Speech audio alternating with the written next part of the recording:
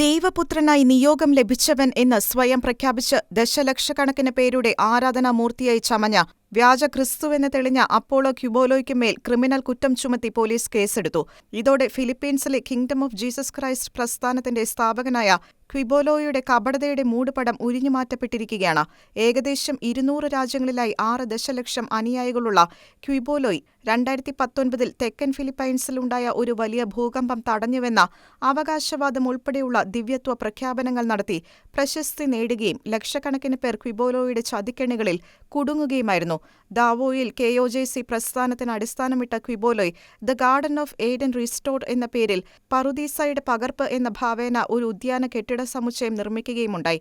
വർഷങ്ങൾ കൊണ്ട് ഉണ്ടാക്കിയ പ്രതിച്ഛായ വ്യാജമെന്ന് തെളിയിച്ചുകൊണ്ടാണ് മനുഷ്യമനസാക്ഷി നടുക്കുന്ന വിധത്തിലുള്ള ക്രിമിനൽ കേസുകളിൽ പ്രതിയായി ക്വിബോലോയുടെ തനിനിറം പുറത്തുവന്നിരിക്കുന്നത്.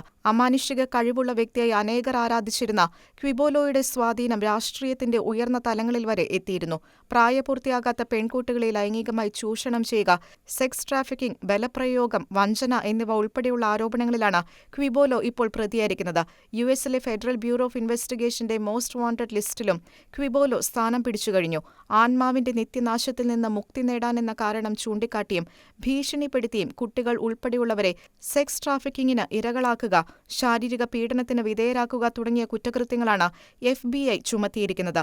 പലരും എന്റെ നാമത്തിൽ വന്ന് ഞാൻ ക്രിസ്തുവാണ് എന്ന് പറയുകയും അനേകരെ വഴിതെറ്റിക്കുകയും ചെയ്യുമെന്ന തിരുവചനത്തിന്റെ നേർക്കാഴ്ചയായി മാറിയിരിക്കുകയാണ് ഇപ്പോൾ പുറത്തുവരുന്ന ഫിലിപ്പൈൻസിലെ വ്യാജ ക്രിസ്തുവിന്റെ വാർത്തകൾ. International desk, Shekinah news.